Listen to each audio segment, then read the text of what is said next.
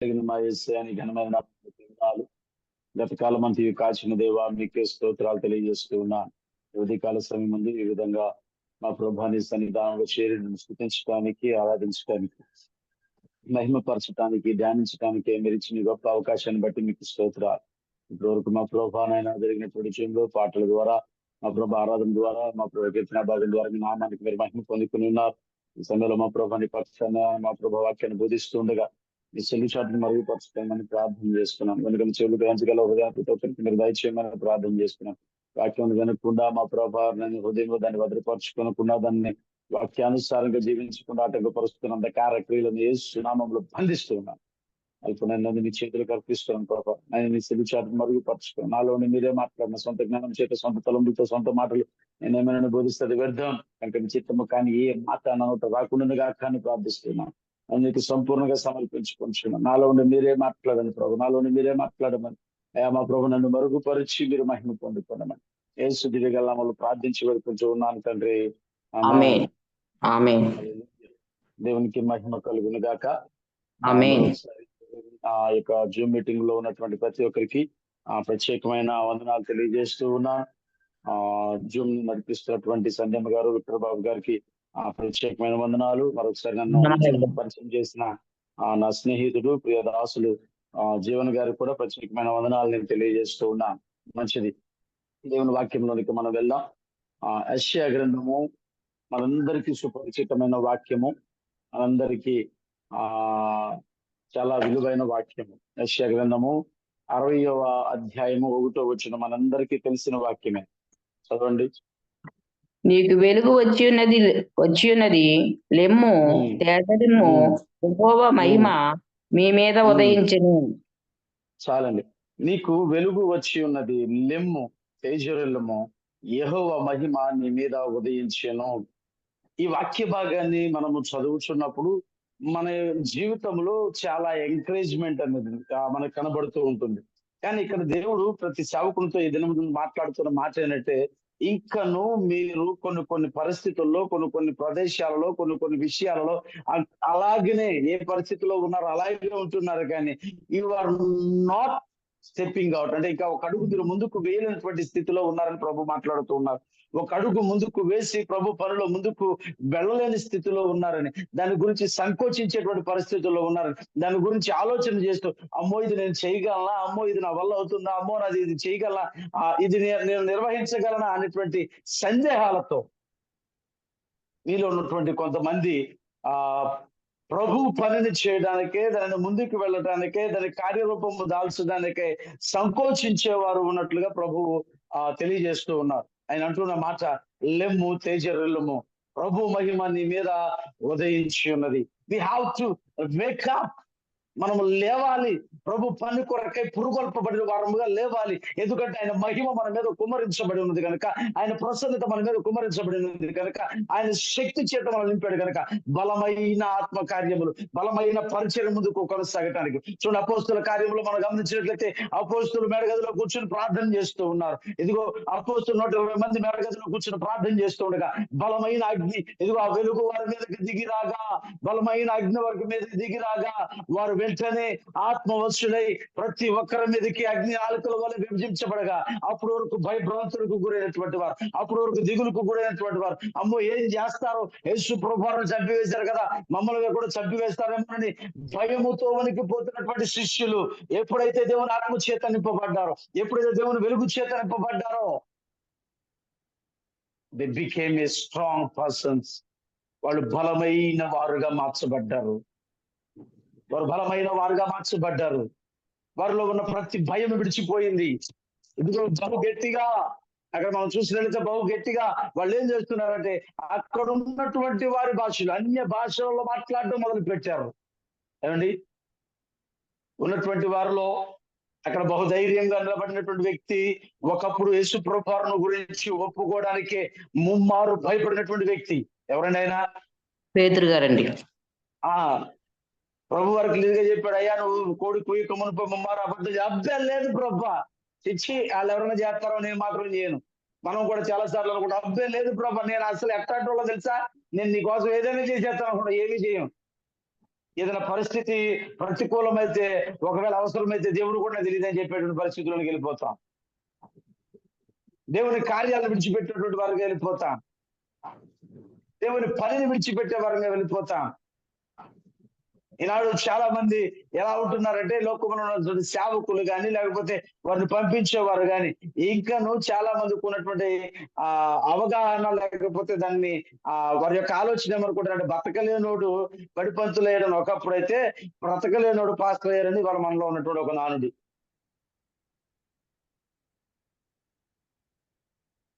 మా చిన్నప్పుడు బతకలేనోడు బడిపంతులు అయ్యాలని వాడు. ఇప్పుడు ఏమంటున్నారంటే, బతకలేనోడు పాస్టర్ అయ్యాడని. అడిగే పని చేత కాదు కాబట్టి పాస్టర్ అయ్యాడని. ఏమండి, ప్రభువు సకల విద్యలు కలిగినటువంటి వారిని ఏర్పరచుకున్నాడు. విద్యలను పామరులు ఏర్పరచుకున్నాడు, జ్ఞానులను ఏర్పరచుకున్నాడు. కానీ ఆయన మాట సెలవిచ్చింది ఏంటంటే, ఎవరైతే ఆయనకు లోబడ్డారో వారిని ఏర్పరచుకున్నాడు. అవునండి, పేతురు, ఆంద్రేయ, యోహానులు వలలు కడుక్కుంటూ ఉండగా ప్రభు వారిని చూసి, అయ్యా వలలు విడిచిపెట్టి నన్ను వెంబడించండి అన్నాడు. వాళ్ళు, ప్రభువా ఈ వలలు మేము కడుగుతున్నాం కదా, ఇవన్నీ శుభ్రం చేసి ఇట్లా జాగ్రత్త చేసి, ఇదిగో మేము చేయాల్సిన పని ఉంది, దాన్ని అంతా ముగించుకుని అప్పుడు వచ్చి నేను వెంబడిస్తామన్నారా? వెంటనే వాళ్ళు వలలు విడిచి ఆయన వెంబడించారా? ఆ రోజు ఎప్పుడైతే ప్రభువు వారిని పిలిచాడో వారి మీదకి వెలుగు ప్రకాశించి ఉన్నది. వారు లేచారు, ప్రభుతో నడిచారు. మరి నీవు నేను ఆ పిలుపుని అందుకున్నప్పుడు, నీవు నేను దేవుని మాటను విన్నప్పుడు, ఎంతవరకు లేచి ఆ మహిమను మన మీద కుమ్మరించబడినప్పుడు దాని ప్రకారంగా నడిచే వారంగా ఉంచి ఉన్నాం. ఇది నా సేవ పరిచర్లో ఈ మాట నన్ను బలపరిచినటువంటి మాట. నా సేవ ఆరంభము కొరకై, ప్రభువా నేను సేవను ఆరంభించమంటారా? ఇదిగో ఎప్పుడు ఆరంభించమంటారు? పలానా డేట్ నేను అనుకుంటున్నా, ఇదిగో రేపు సండే నుంచి, లేకపోతే పలానా డేట్ నేను ఫిక్స్ చేసుకుని ఆ రోజు నేను ఆరంభించాలనుకుంటున్నా. మరి ప్రారంభించిన ప్రభువా నేను ప్రార్థన చేస్తూ ఉన్నప్పుడు, నేను అని ఇక్కడ నేను ఒక్కాల్సిన నా మహిమను, నా గొప్పతనాన్ని చెప్పుకోవడానికి కాదు, అట్టి మాటను అట్టి విధంగా మీకు వినపడితే ప్రభు ఆ మాటను కొట్టివేను గాక. అంటే నా పరిచర్యను గురించి చెప్తూ ఉన్నాను. ప్రార్థించగా ఈ అల్పునిధీనునైన నన్ను ఈ మాట చేత బలపరిచి పరిచర్య ప్రారంభించడానికి ఆయన కృప చూపించాడు. మరి ఈనాడు ఎంతమంది మాట చేత బలపరిచి ప్రభు పరిచర్యలు ముందుకు కొనసాగే వారంగా ఉన్నాం. ఈ రోజు నేను ఈ ముందు ఈ విధంగా మీ వాక్యాన్ని అందిస్తున్నానంటే, ఈ రోజు దేవుడు పరిచర్యలో ఉన్నానంటే, ఈ మాట ద్వారా దేవుడు నన్ను బలపరిచి పరిచర్య ఆరంభించడానికై, నాకు కార్యరూపము దాల్చడానికై ప్రభు కృపను చూపించారు. ఆయన మహిమ మన మీద ఉదయించి ఉంది. ఆయన మహిమ మనలను కమ్ముకొని ఉంది. ఆయన వెలుగు మనల్ని కమ్ముకొని ఉంది. బైబిల్ గ్రంథంలో మొత్తంగా మనం చూస్తే 3 చోట్ల ప్రత్యేకమైనటువంటి వెలుగును గురించి మాట్లాడుతూ ఉంటాడు. ఎందుకనంటే ఇక్కడ చూస్తే ఆయన వెలుగు మన మీద కుమ్మరించబడిందని మాట్లాడుతున్నాడు. ఇంకో చోట మనందరికీ తెలిసినటువంటి లేఖన భాగాలు ఇవన్నీ. యోహాను సువార్త 1వ అధ్యాయంలో మనం చూస్తే 5వ వచనం ఒకసారి చదువుదాం. ఆ వెలుగు చీకటిలో ప్రకాశించున్నది గాని చీకటి దాన్ని గ్రహింపకుండెను. ఏంటంటే ఆ వెలుగు 4వ వచనం కూడా చూడండి. ఆయనలో జీవముండెను, ఆ జీవము మనుషులకు వెలుగై ఉండెను. అక్కడ మాట్లాడుతున్న వెలుగేమిటి, ఇక్కడ మాట్లాడుతున్న వెలుగేమిటి? ఇంకొక లేఖన భాగాన్ని కూడా చూద్దాం. మత్తయి సువార్త 5వ అధ్యాయం 14వ వచనంలో ఇంకో మాట మనకు కనపడదు, చూడండి.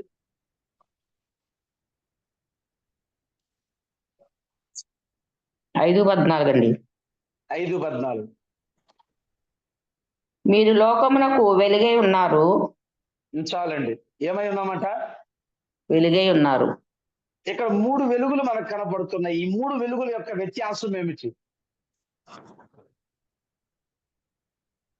ఇక్కడ ఆయన వెలుగు మన మీద ప్రసరింప చేసి ఉన్నాడని మాట్లాడుతూ ఉన్నాడు. అక్కడ ఆయనలో జీవం ఉండను, ఆ జీవము లోకమునకు వెలుగై ఉండనని మాట్లాడుతున్నాడు. ఇక్కడ మీరు లోకానికి వెలుగై ఉన్నాడని మాట్లాడుతూ ఉన్నాడు.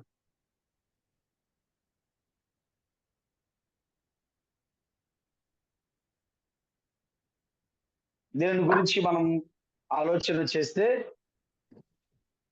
ఇక్కడ ప్రభు యొక్క వెలుగు మన మీదకు, ఆయన ఆత్మ సన్నిధి మన మీదకు కుమ్మరించబడి ఉన్నది కనుక లెమ్మి లేచి ఆయన పనిని చేయడానికే మనల్ని తేజరల్లమంటున్నాడు, ముందుకు కొనసాగమంటూ ఉన్నాడు. కానీ యోహాను సువార్తకు వచ్చేటప్పటికి ఆయనే వెలుగుగా ఉన్నట్లుగా, కుమారుడైనటువంటి క్రీస్తు ఏ వాక్కైతే సర్వ సృష్టిని సృష్టించిందో, ఏ వాక్కైతే సర్వాన్ని కలగజేసిందో, ఏ వాక్కైతే ఆదిలో సృష్టిని ప్రకటించిందో, ఆ వాక్కు శరీరధారిగా ఈ లోకానికి వచ్చి ఆ జీవము, ఆ వాక్కులో ఏమున్నది? జీవము. ఆ జీవము లోకానికి వెలుగై ఉన్నదని మనం విన్నాం. లోకానికి వెలుగై ఉన్నది. ఆ వెలుగు లోకంలో ప్రకాశించుచున్నది.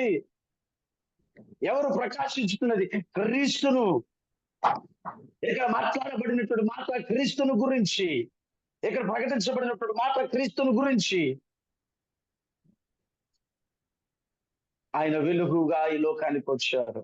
ఎందుకనంటే సమస్త మానవాళి పాపం అనేటువంటి చీకటిలో, ఇదిగో నశించిపోయేటువంటి స్థితిలో, ఇదిగో దేవునితో నడవలేనటువంటి స్థితిలో, నరకాగ్ని పాలైపోయేటువంటి ఆ పరిస్థితుల్లోనికి వెళ్ళిపోతున్నటువంటి సమయంలో ఆయన ఈ లోకాన్ని ఆ చీకటి బ్రతుకుల నుంచి, ఆ చీకటి జీవితం నుంచి, ఆ పాపపు బంధకాల నుంచి, ఆ అపవాది క్రియల నుంచి, ఆ చీకటి శక్తుల నుంచి మనల్ని విడిపించడానికే he came as a light. ఆయన ఈ లోకానికి వెలుగుగా వచ్చాడు. ఆయన ఈ లోకానికి వెలుగుగా వచ్చాడు. ఎందుకు ఇంకా మనం వస్తుంటే మనకు తెలుస్తుంది, ఆయన ఈ లోకములో వెలుగుగా వచ్చాడు, కానీ లోకము ఆ వెలుగును గ్రహించక ఉన్నది. Still he is the light of the world.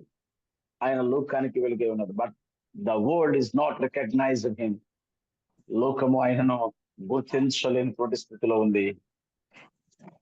ఒకటి ఆయన ఆత్మ సన్నిధి చేత, ఆయన ఆత్మ ప్రసన్నత చేత నింపి మన పరిచర్యలో ముందుకు వెళ్ళమంటున్నా. ఆయన పరిచర్యలో ఎవరు వెలుగుగా ఉండాలి అని అంటే ఆయన మనకు వెలుగుగా ఉండి నడిపిస్తూ ఉన్నాడు. ఆయన ఈ లోకానికి వెలుగుగా వచ్చాడు. మత్తయి సువార్తకు మనం వస్తే మీరు లోకమునకు వెలుగై ఉన్నాడు. అక్కడ ఆయన వెలుగై ఉన్నానని చెప్పాడు, ఇక్కడ మీరు లోకానికి వెలుగై ఉన్నానని చెప్పాడు. చాలా జాగ్రత్తగా గమనించండి. ఇక్కడ మీరు లోకానికి వెలుగై ఉన్నారంటే దాని అర్థం మీరు మాదిరికరమైన వారై ఉన్నారు. పాపమును విడిచి, శాపమును విడిచి, మీ రోత జీవితాన్ని విడిచి వెలుగైన నన్ను మీరు మీలోనికి చేర్చుకున్నారు కనుక మీరు వెలిగించబడ్డారు. వెలిగించబడిన మీరు ఇంకా అనేక మంది పాపపు లోకములో, పాపములో, చీకటిలో నశించిపోయే స్థితిలో ఉన్నటువంటి వారికి మీరు వెలుగుగా ఉండాలి. వారి బ్రతుకు పాపపు చీకటిలో నలిగిపోతున్నప్పుడు వారి బ్రతుకులో దేవుని వాక్యాన్ని ప్రకటించే, సువార్తను ప్రకటించే, దేవుని తెలియజేసే ఒక వెలుగుగా ఉండాలి. మన క్రియల చేత, నేను ఎప్పుడు చెప్తూ ఉంటాను, మన మాటలోను ప్రేమలోను, మన మాటలోను ప్రవర్తనలోను, ప్రేమలోను, విశ్వాసంలోను, పవిత్రతలోను మాదిరికరమైన జీవితాన్ని కలిగి ఉండాలి అని. అందుకు ఆయన మళ్ళీ వెలుగుగా ఉండాలన్నాడు. అందుకే తర్వాత అన్నాడు, ఇదిగో వెలుగు దీపమును వెలిగించిన తర్వాత ఎవడైనా మంచము కిందను కొంచెము కిందను పెడతాడా? పెట్టడో. అందరికీ వెలుగు కనపడు నిమిత్తమై మిద్దె మీద పెడతాడు.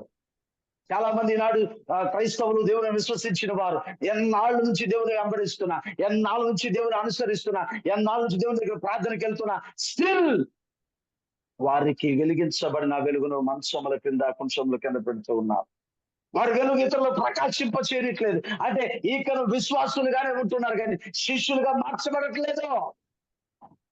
నువ్వు శిష్యుడిగా మార్చబడితే, నేను శిష్యుడిగా మార్చబడితే ఆ వెలుగు ఇతరులకు కనబడినట్లుగా, అనేకులకు ప్రచురణార్థమై, అనేకులు తెలుసుకున్నట్టుగానే మన జీవితాన్ని సరి చేసుకుని, మన జీవితాన్ని ఒక వెలుగుగా మనకు చూపిస్తూ దేవుని స్వార్థను ప్రకటించేటువంటి, నిత్యము మండుచున్నటువంటి జ్వాలలుగా మనం ఉంటాం. అందుకోసం మనం లేచి తేజరల్లమంటున్నాడు ఆయన, లెమ్మో వేకప్.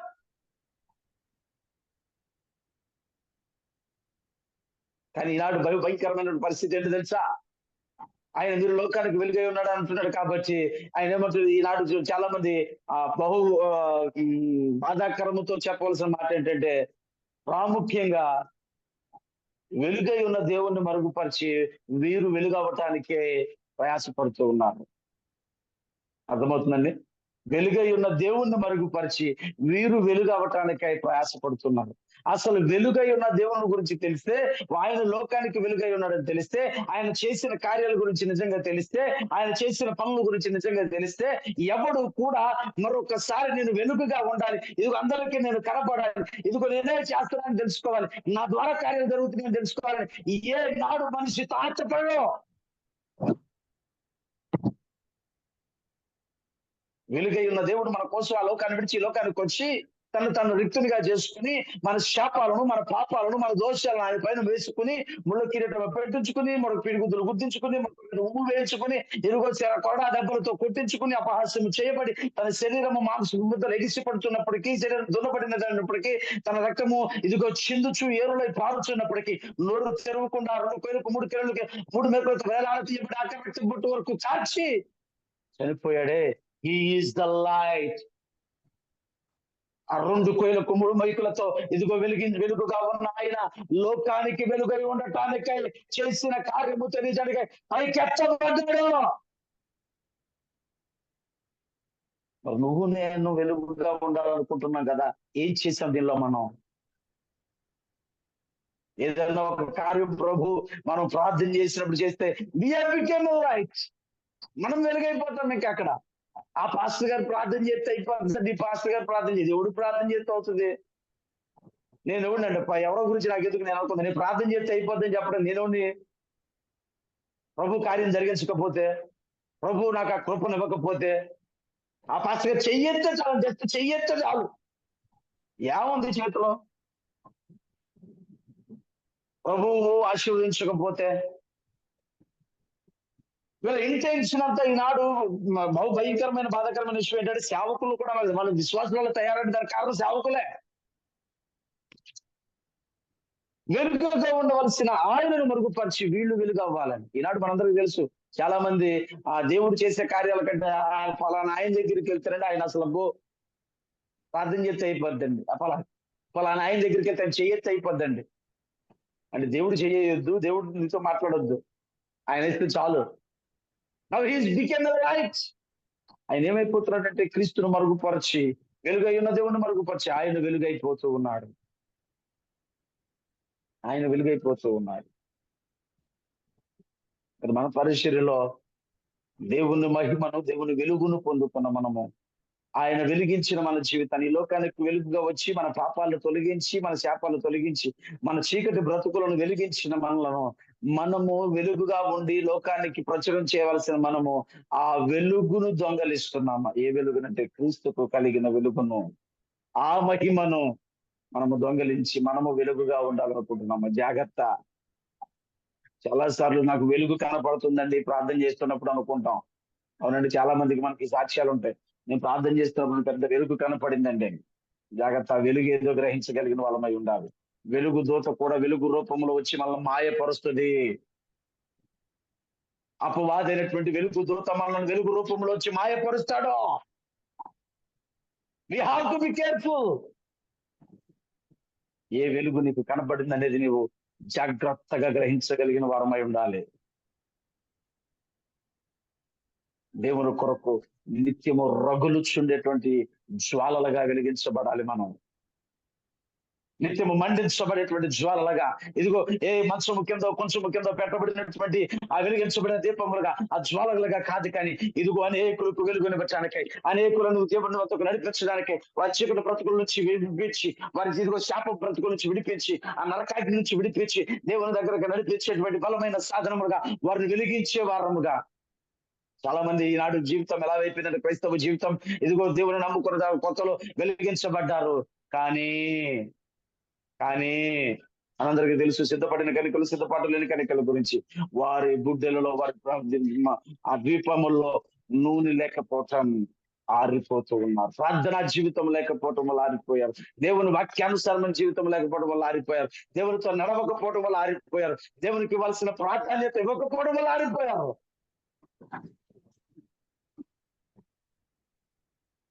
ఇంకా మనం ఒకవేళ గమనించాల్సింది, ఆయన మన మీద ప్రకాశించి ఉండగా నిజంగా లేచి ఆయన పరిచర్య చేయడానికి ముందుకు వెళ్ళగలుగుతున్నామా? ఆయన మనల్ని వెలిగించిన మనము ఇంకా మంచము కింద కొంచెము కింద పెట్టేవారుగా మన వెలుగును దాచుతున్నామా? లేక అసలు దానికంటే దారుణం, ఆ వెలిగించబడిన వెలుగు సప్పగా చల్లారిపోయిందా?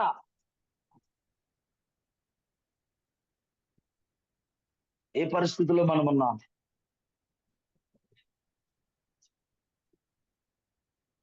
వెలుగై ఉన్న దేవుణ్ణి మహిమపరచడానికే మనల్ని వెలిగించి ఉండగా, వెలుగై ఉన్న దేవుణ్ణి మహిమపరచకుండా మనమే వెలుగై ఉండాలని చూస్తున్నామా? నా పేరే చెప్పాలి, నా గొప్పలే చెప్పాలి, నా గురించే చెప్పాలని ఆశపడుతున్నామా?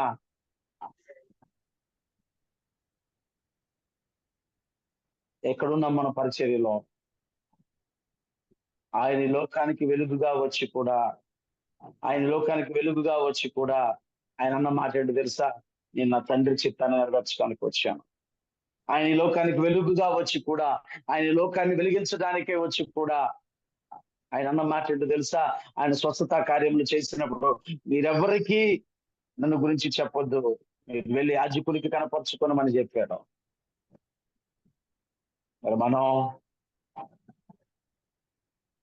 మరి మనం ఆ వెలుగును గురించి ప్రకటించవలసిన మనం, వెలుగై ఉన్న దేవుడే నన్ను గురించి ఎవరికీ చెప్పొద్దంటే, వెలుగును గురించి ప్రకటించవలసిన మనం ఆ వెలుగునే మరుగుపరిచి మనకు మెలుగవ్వాలనుకుంటూ ఉన్నాం. ఆయన మన మీద ఆయన వెలుగును ప్రకాశింప చేసి మనల్ని లేచి తేజరిల్లి నడవమన్నది ఆయన వెలుగును మనము దొంగలించడానికి కాదు.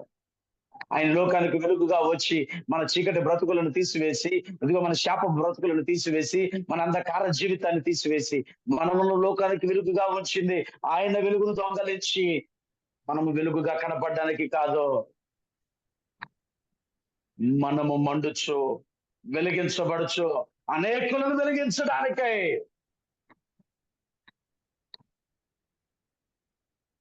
మన ఆత్మీయ దీపము ఆరిపోకుండా, సిద్ధపాటు కలిగిన కన్యకులు ఎలాగోనైతే సిద్ధపడి ఉన్నారో వారి దీపం ఆరిపోకుండా, ప్రార్థనా జీవితంలో పడిపోకుండా, మనకున్న శ్రమలు బట్టి, కష్టాల బట్టి, వేదనలు బట్టి, శోధనలు బట్టి, ఇదిగో దేనిలోనూ కూడా మనం వెసర పడిపోకుండా, కృంగిపోకుండా ఆయన అన్నాడు కదా, నేను మీతో ఉన్నాను. అతి శ్రమలలో కూడా తప్పించుకున్న మార్గమును మీ కొరకు సిద్ధపరిచి ఉన్నాను. మరి మనం ఎటువైపు చూస్తూ ఉన్నాం?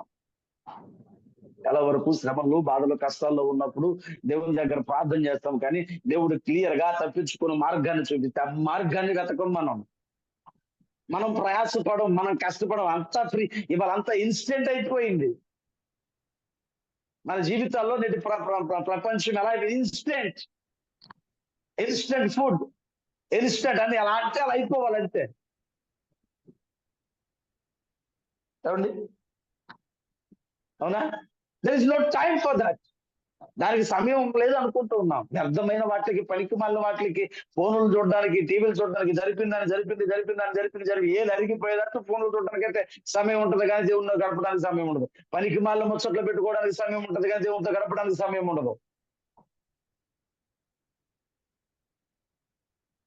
అంత ఇన్స్టెంట్. అలాగే ఇప్పుడు దేవుడు కూడా మనం మన దేవుని కొరకు చేయం, వాక్యాన్ని అనుసరించి నడవ, మనం ఏమీ చేయాలి, కొంచెం మనకి ఇచ్చేసేయాలంటే. ఇన్స్టెంట్ అంటే ప్రార్థన చేసినా చేయాలంటే, స్విచ్ ఆన్ చేసినా అన్నం వచ్చేయాలంటే, షాప్కి వెళ్ళినా తినేయాలంటే.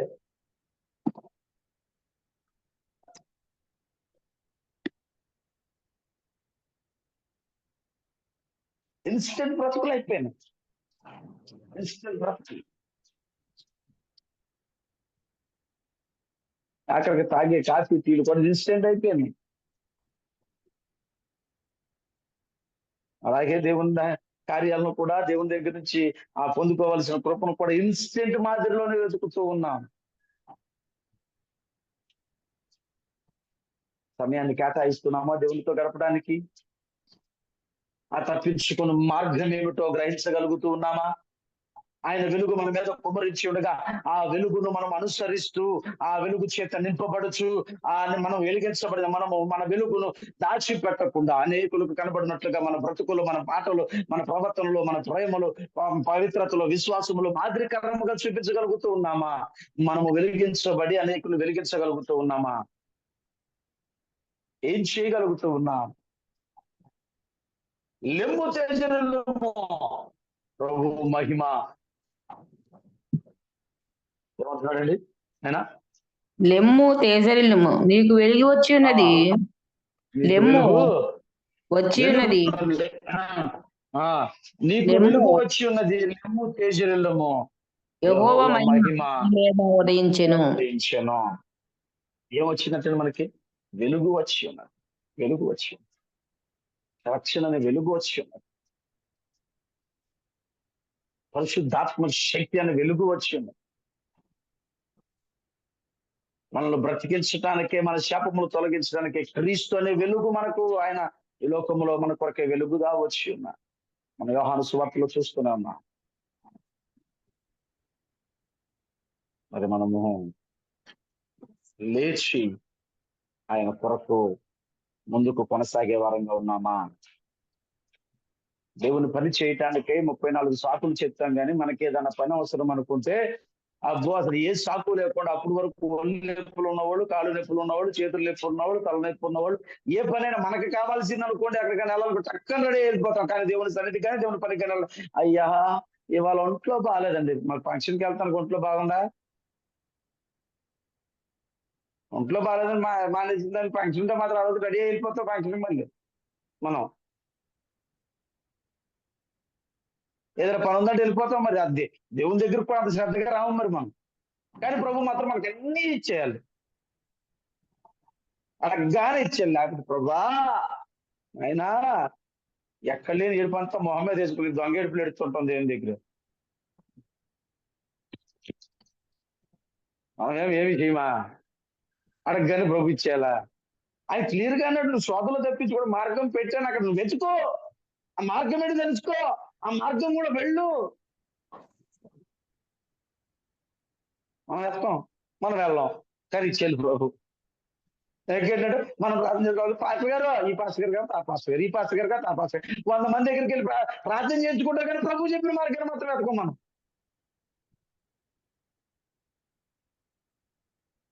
దాన్ని ప్రార్థన చేయించుకోవడం మంచిదే, కానీ దాని ఎందుకంటే ప్రాముఖ్యం మనం ఆయన మార్గాన్ని వెతికి దానిలో నడవడం.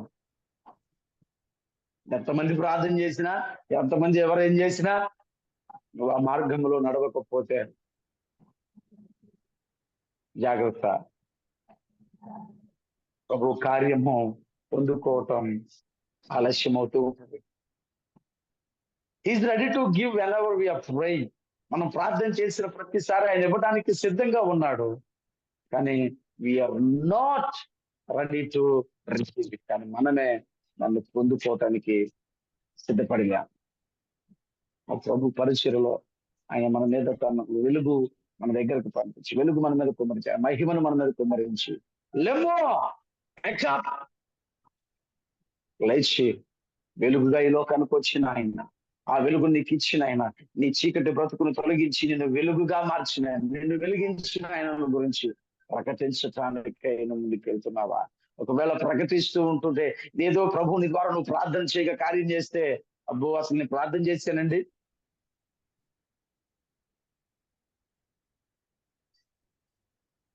అక్కడ దేవుడు ఆ ప్రార్థన చేసినా ఆమె స్వస్థ వచ్చేసిందండి, నేను ప్రార్థన చేశానని నేను ఇది అయిపోయానండి. ఎంత భయంకరమైన విషయం అంటే, ఒక ఆయన పాస్టర్ గారు, ఆయన మన మాస్టర్ కాదు, ఆయన చెప్తూ ఆయన గొప్ప గురించి చెప్పుకుంటూ ఆయన వేరే రాష్ట్రం, దాని గురించి ఆయన బ్రదర్ తో మాట్లాడుతూ, బ్రదర్ మీకు తెలుసా, నేను చోటకి వెళ్ళాను, వెళ్ళిన తర్వాత అక్కడంతా ప్రార్థన చేశాను, నేను పల్లెల్లో భోజనం చేశాను, అసలు మరీ ఎంత భయంకరంగా నేను చెప్పడం. పల్లెలు భోజనం చేసిన తర్వాత ఆ పళ్ళెని తీసేశారు, అండ్ ఒక సిస్టర్ నేను తిన్న పల్లెల్లోనే మా భోజనం చేసిందట.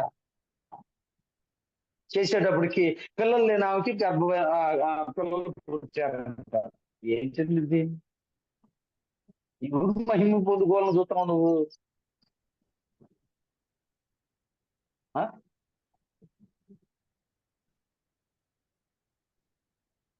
అనకూడదు కానీ, సేవకుని తెచ్చకూడదు కానీ ఊరుకుంటున్నాను కదండి. ఎంగిలి మొహం మనం మన ఎంగిలి తిట్టే పిల్లలు పుట్టేస్తారా? అసలు ఏమన్నా నమ్ముతాకుందా? మరి ఇలా చెప్పడం ఆయన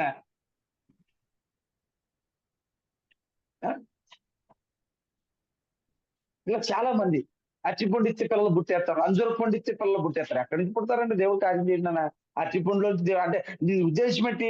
నువ్వు దేవుని మీద ఉంచవలసిన ఫోకస్ ని జనాల నుంచి అరటి పండు మీదకో, అంజూర పండు మీదకో, ఖర్జూర పండు మీదకో, లేకపోతే నువ్వు వేసే నెత్తి మీద వేసే నూనె మీదకో, నువ్వు వేసే చేతి మీదకో, లేకపోతే అన్నిటికంటే నీ మీదకి మలుచుకోవడానికి ప్రయత్నం చేస్తున్నావు, కానీ వాళ్ళ మనసులో దేవుని మీద మలచడానికి ప్రయత్నం చేయటం లేదు.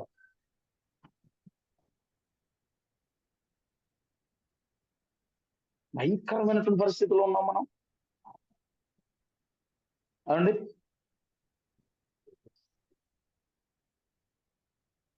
సంఘాన్ని సరైన మార్గంలో నడిపించవలసిన మనము, సంఘాన్ని సరైన రీతిలో బోధించవలసిన మనమే వాళ్ళ వెనకాల పరిగెడుతున్నాం ఇంకా. ఏమండి? కర్చీపుల్లో స్వస్థ ఉందని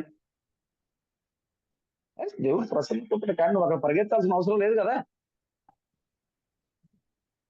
ఈ మాట నువ్వు అదిగోనండి, ఆనాడు పేతురు నడిచి వెళ్తున్నప్పుడు, పౌలు నడిచి వెళ్తున్నప్పుడు వారు వస్త్రపు చెంగును ముట్టుకున్న వారు తగిలిన వారు స్వస్థపడలేదా?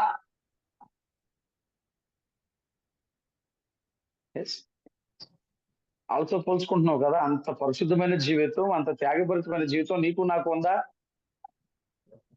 కార్యాలు జరగడానికి? వాళ్ళ జీవిత విధానం మనలో ఉందా? వాళ్ళ త్యాగపూరితమైన బ్రతుకు మనలో ఉందా? ఏదన్నా అంటే దేవుని వాక్యాన్ని చూపించేసి దాన్ని మభ్యపరిచేయడమే. దేవుని వాక్యాన్ని కూడా వారికి కావలసిన వగ్ర మార్గంలో బోధిస్తూ ఉన్నారు ఈనాడు సేవకులు.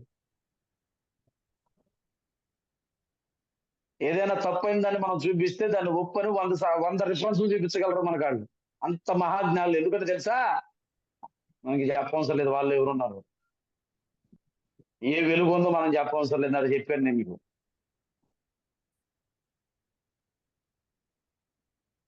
నా వెలుగుంటే వాక్యాలు, అపవాదికి వాక్యం మొత్తం తెలుసు. యేసు ప్రభువును శోధించింది కూడా అపవాది కేవలం వాక్యము ద్వారానే శోధించిందండి. చాలా జాగ్రత్తగా గమనించాలి. అపవాదికి వాక్యము బాగా తెలుసు. అందుకనే వాడు వాక్యములో నుంచే మనల్ని మభ్య పెట్టాలని ప్రయత్నం చేస్తాడు. సత్యాన్ని గ్రహించకుండా అసత్యాన్ని బోధిస్తూ, అబద్ధపు బోధలను బోధిస్తూ, వాక్యం నిజమే కదా, ఇది వాక్యమే కదా అన్నట్లుగా మనల్ని చేసి దేవునికి దూరం చేయటానికే, దేవునికి రావాల్సిన మహిమను ఆయనకి ఇవ్వకుండా ఉండటానికే, దేవుని కొరకు మనం బ్రతకుండా ఉండటానికే, మనకి ఇష్టమైన జీవితాన్ని బ్రతకటానికే వాడు మభ్యపరుస్తాడు. మరి మనం ఎలా ఉంటూ ఉన్నాం? నిజముగా ఆయన మనకు వెలుగునిచ్చి, లెమ్ము తేజరులము నీ మీదకు ఆయన మహిమ ప్రసరించి ఉన్నది. నిజంగా లేచి ఆయన కొరకు పరిచర్య చేసేవారుగా ఉంటున్నామా? ఈయన ఆనాడు నన్ను ప్రభు పరిచర్య కొరకే ప్రార్థన చేస్తూ ఉన్నప్పుడు, ప్రభా మరి పరిచర్య ప్రారంభించమంటారా ఏంటి అని ప్రార్థన చేస్తున్నప్పుడు ఈ మాట చేత బలపరిచి ఈ రోజు నేను మీ ముందు ఈ విధంగా వాక్యం చెప్పడానికి నిలబెట్టాడు. ఆ 61వ అధ్యాయాన్ని మనం గమనిస్తే, ఒకే రోజు 2 సార్లుగా నాకు దర్శనం ద్వారా ఆ మాటనిచ్చి పరిచర్యలను బలపరిచి ముందుకు 2014లో నేను దాని కొరకే ప్రార్థన చేశాను. ఈ 2011లో పరిచర్య ప్రారంభించడానికై నేను ప్రార్థన చేసినప్పుడు ప్రభు అది నాకు చూపించారు, లెమ్ము తేజరులమని. ప్రభు ఇంకా నేను పరిచర్య ఎలాగ వాడబడాలనుకుంటున్నావు, నన్ను మీరు ఎలా వాడుకుంటారంటే 2014లో దేవుడు 61వ అధ్యాయంలో నాకు వాగ్దానముగా ఇచ్చి పరిచర్యలో ముందుకు కొనసాగిస్తూ ఉన్నాడు. ఎన్నో అవమానాలు పడ్డాను, ఎన్నో నిందలు పడ్డాను, ఎన్నో శ్రమలు పడ్డాను, కానీ అది వాటన్నిటిలో నుంచి దేవుడు నన్ను నడిపించుకుంటూ వచ్చాడు. ఇందులో నా గొప్ప ఏమీ లేదు, కానీ దేవుని మహాకృపను బట్టి ఆ నిందను ఊదండగా మారుస్తూ ఉన్నాడు. పేరు గొప్ప కోసమే వాడుకుంటున్నటువంటి, కానీ దేవుడు నన్ను కొంచెం మహిమ కొరకై ఇంకా పరీక్షలు ముందుకు కొనసాగటానికై అల్పుడైన నన్ను, అయోగ్యునైన నన్ను యోగ్యునిగా చేసి రేపు అక్టోబర్ 7వ తారీఖున కృష్ణా జిల్లా బిషప్ గా అభిషేకిస్తూ ఉన్నాడు. ఏ పార్టీ వాడిని నేను, ఆయన నన్ను అంతగా హెచ్చించడానికి. ఎంతవరకు లోబడుతున్నాం దేవునికి? ఒకసారి పరిశీలన చేసుకుంటూ ప్రార్థన చేసుకుందాం. అమ్మ నడిపించండి సంగం గారు. అండి చక్కటి వాక్యం చెప్పిన జోషపాయ్ గారు వందనాలండి. మరి వెలుగు గురించి ఈ రోజు చక్కగా వివరించారు అయ్య గారు. మరి మీకు వెలుగు వచ్చి ఉన్నది, లెమ్ము తేజరిల్లము యెహోవా మహిమ మీ మీద ఉన్నదని, మనం మరి దేవుని దగ్గరికి వెళ్తే మనకి వెలుగు వస్తుందని మరి చక్కగా వివరించారు. వెలుగు అంటే ఆయన ఈ లోకానికి వెలుగుగా వచ్చారని, మనలను పాపము నుండి చీకటి శక్తుల నుండి విడిపించడానికి మరి ఈ లోకానికి వెలుగుగా వచ్చారు. మీరును మీరు లోకానికి వెలుగై ఉండమని చెప్పారండి. అలాగే ఆ వెలుగు చీకటి ప్రకాశించున్నది కానీ చీకటి దాన్ని అనుగ్రహించలేదు. మనం చీకట్లో ఉన్నామని తెలుసుకుని యేసయ్య మన కొరకు వెలుగై వచ్చి ఉన్నారు ఈ లోకానికండి. మనం కూడా వెలుగుగా మన వెలుగుతూ ఇతరులకు వెలుగునిచ్చే వారిగా ఉండాలని చక్కటి వాక్య వివరించిన జోషవాయ్ గారికి వందనాలు. వాక్య నిమిత్తం ప్రార్థన చేసుకుందామండి. మన మధ్యన నెట్రబాబు గారు, సత్యనారాయణ గారు,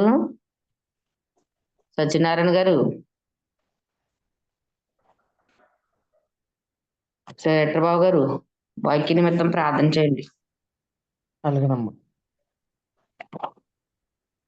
మంచిది. మరి ఈరోజు మనం చక్కని వర్తమానం విన్నాం. అలాగే వాక్యం నిమిత్తం ప్రార్థన చేసుకుందాం. మరి వాక్యం చెప్పిన జోషువా గారికి వందనాలు తెలియజేసుకుంటున్నానండి. వందనాలు. వందనాలు అయ్య గారు. వాక్యం నిమిత్తం చిన్న ప్రార్థన చేసుకుందాం. మహాపరిశుద్ధుడు, ప్రేమ గల తండ్రి, మీకు వందనాలు, స్తోత్రాలు తండ్రి. మీ ఘనమైన నామానికి స్తుతులు స్తోత్రాలు చెల్లించుకుంటున్నాం ప్రభు. ఇదిగో తండ్రి, ఉదయకాల సమయంలో ఆయన చేసిన ప్రార్థనలన్నీ ఆలకించండి ప్రభు, దయ చూపించండి నాయన. ఇదిగో తండ్రి, ఏ అంశంతో అయితే మేము ప్రార్థన చేస్తామో తండ్రి, ప్రతి ప్రార్థనకి జవాబు దయచేయమని ప్రార్థన చేస్తూ ఉన్నాం తండ్రి. అలాగే తండ్రి నాయన, అయ్యా నాయన, ప్రార్థనలు తోడుగున్నారు తండ్రి, పాటలో తోడుగుండి నడిపించారు, ఆరాధనలో నడిపించారు తండ్రి. మీకు వందనాలు, స్తోత్రాలు తండ్రి. అయా వాక్యం ద్వారా తండ్రి నాయన, అయా వాక్యము నాయన విని వెళ్ళే వారము కాకుండా వాక్యానుసారంగా మేము అందరము నడుచుకోవడానికి సహాయం చేయండి తండ్రి. అయా ఈ వాక్యం ద్వారా అనేకమంది ఆత్మలు నాయన ఇదిగో తండ్రి పట్టజాలుగా చేయమని ప్రార్థన చేస్తున్నాను తండ్రి. ఈ వాక్యము ద్వారా అనేకమైన ఆత్మలు తండ్రి రక్షించబడాలి తండ్రి. అయా ఈ వాక్యము ద్వారా తండ్రి నాయన ఇదిగో తండ్రి గొప్ప మహిమను కుమ్మరించమని ప్రార్థన చేస్తూ ఉన్నాను తండ్రి నాయన. ఈ వాక్యం ద్వారా అనేక మంది మారు మనసు దయచేయమని ప్రార్థన చేస్తూ ఉన్నాను తండ్రి. అలాగే తండ్రి, అయ్యా నాయన, అయ్యగారు చెప్పిన వాక్యాల్లో నాయన కొంతమంది నాయన ఇదిగో ప్రభు నాయన ఈ వాక్యం విన్నాము, వాక్యంలో నాయన ఇదిగో గొప్ప మర్మాలు ఉన్నాయని తెలియజేసి తండ్రి కామెంట్ చేస్తూ ఉన్నారు తండ్రి. అయ్యా నాయన ఈ వాక్యం ద్వారా మేమెంతో మా కుటుంబం అంతా బలపడుతున్నాం అన్నారు తండ్రి నాయన. అయ్యా గొప్ప సాక్ష్యం ఇచ్చారు తండ్రి. అయ్యా నాయన నా ప్రభు యేసయ్య దీవించండి, ఆశీర్వదించండి. వాక్యం ద్వారా నాయన ప్రతి ఒక్క బిడ్డ ఆశీర్వదించబడాలి తండ్రి. అయ్యా నాయన వాక్యం చెప్పిన అయ్యగారికి వందనాలు. నాయన ఇదిగో తండ్రి, ఆయన దోషవయ్య గారు నాయన ఇదిగో తండ్రి సంఘాన్ని దీవించండి, సంఘం యొక్క విశ్వాసాలను దీవించండి అయ్యా. ఆయన చేస్తున్న పరిచయను దీవించండి, కుటుంబాన్ని దీవెనకరంగా మార్చమని ప్రార్థన చేస్తూ ఉన్నాను తండ్రి. అలాగే తండ్రి నాయన ఇంకో సంఘం యొక్క తండ్రి నాయన యొక్క చర్చి నిర్మాణం నాయన ఇంకా నాయన పూర్తి కాలేదు అన్నారు తండ్రి. అయా చర్చి నిర్మాణం ఇంకా పూర్తి అవ్వడానికి సహాయం చేయండి అయా. కావాల్సిన ధన సహాయము చేయమని ప్రార్థన చేస్తున్నాను తండ్రి. అయా ఇంకా లోటుపాట్లు ఎక్కడైతే ఉన్నాయో తండ్రి, అయా ప్రతి సమస్య నుంచి తొలగించండి అయా. నాయన నాయన చర్చి కట్టడానికి నాయన ఇంకా అనేకమైన పనిముట్లు కావాలి అయా. అయా ఏదైతే నాయన కొదువుకుందో తండ్రి నాయన ప్రతి అవసరతను తీర్చమని ప్రార్థన చేస్తున్నాను తండ్రి. అయా దీవించండి, ఆశీర్వదించండి, దయ చూపించండి అయా, కనికరము చూపించి నాయన.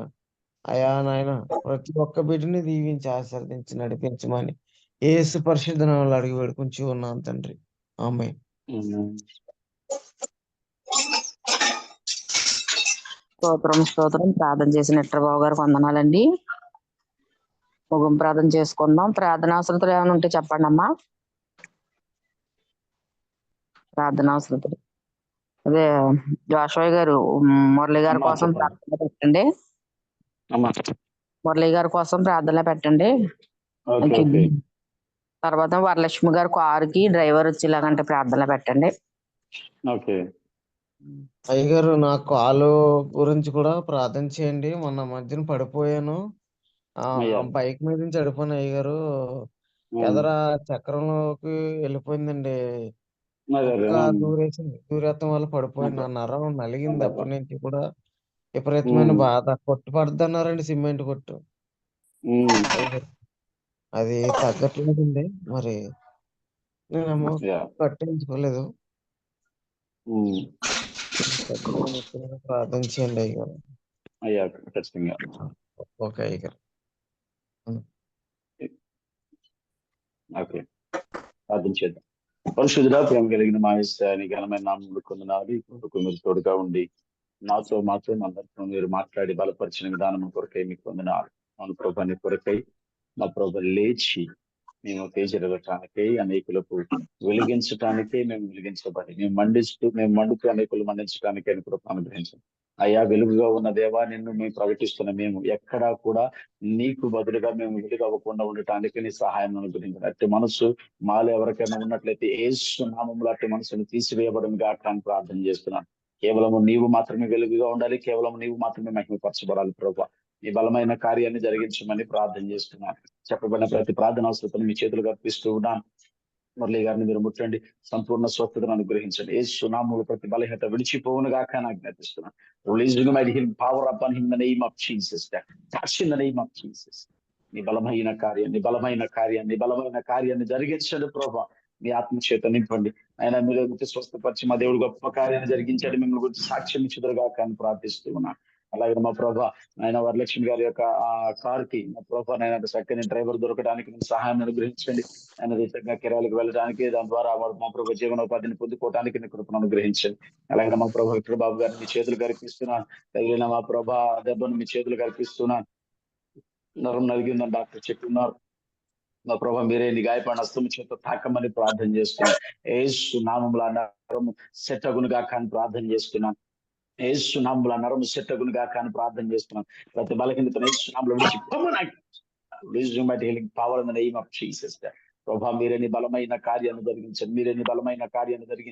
నీ గాయపడిన హస్తము చేత తాకి ముట్టి స్వస్థపరిచి, ఇదిగో నా దేవుడు నా జీవితంలో గొప్ప కార్యాన్ని జరిగించండి. మీ సేవకులు మిమ్మల్ని గురించి సాక్ష్యం ఇచ్చేదురుగా కానీ ప్రార్థిస్తున్నాను.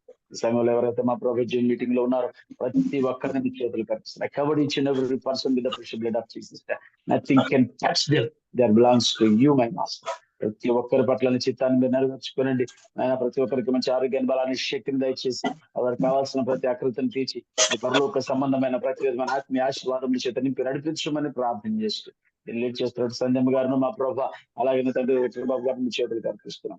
అది ఆగక నిరంతరం కొనసాగటానికే, అనేకులు బలపరచబడ్డానికే, ఇంకా అనేకులు ఈ యొక్క జూమ్ లో కలవటానికే మీ కృపను అనుగ్రహించి మీ నామానికి మహిమ పొందుకోనమని సమస్తమును మీ చేతులు కనిపించుకుంటూ యేసు దివ్యనామములో ప్రార్థించి పెడుకుంటూ ఉన్నాను తండ్రి.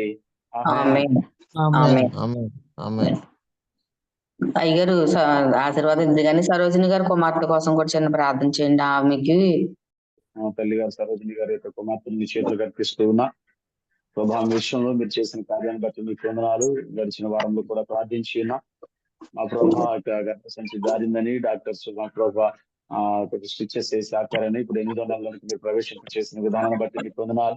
ఆయన 9వ నెలలో మా ప్రభా నీ చిత్త ప్రకారం మీ 9 అనుకుంటున్నాం. మీరు ఏదైతే అనుకుంటున్నారో, మీ చిత్తములు ఏదైతే ఉన్నదో మా ప్రభా ఆ నెలలో చక్కని ప్రసవం జరగటానికి అనుగ్రహించండి. తల్లికి బిడ్డకు క్షేమాన్ని మీరు దయచేయండి. ప్రతి ఆటంకంలో అంధకార చీకటి శక్తులను వేస్తున్నాము, బంధిస్తున్నాం. I cover them with the precious blood of Jesus. Nothing can touch them. ప్రభా వారి పట్ల నీ చిత్తాన్ని మీరు నెరవేర్చుకోమని ప్రార్థన చేస్తున్నాం. మీరే నీ ఆత్మ సన్నిధిని వరకు తోడుగా ఉంచి మా దేవుడు మా జీవితంలో గొప్ప కార్యం జరిగించండి. మిమ్మల్ని గురించి సాక్ష్యం ఇచ్చి నీ సన్నిధిలో ఆనందించి ఉత్సహించి స్తోత్రగానము చేయుదురుగా కానీ ప్రార్థిస్తూ మీ నామానికి మహిమ పొందుతున్నాం. యేసు నామములో అడుగుతున్నాను తండ్రి. ఆమేన్. ఆమేన్. ఆశీర్వాదం ఇవ్వండి అయ్యారు. మన తండ్రి అయిన దేవుని ప్రేమ, కుమారుడు అనే యేసుక్రీస్తు యొక్క కృప, పరిశుద్ధాత్మిక నిత్య సహవాసం కూడా మనకు లోపల సకల పరిశుద్ధులకు సదాకాలము తోడైండి నడిపించును గాక. ఆమేన్. ఆమేన్. వందనాలు అయ్యారు.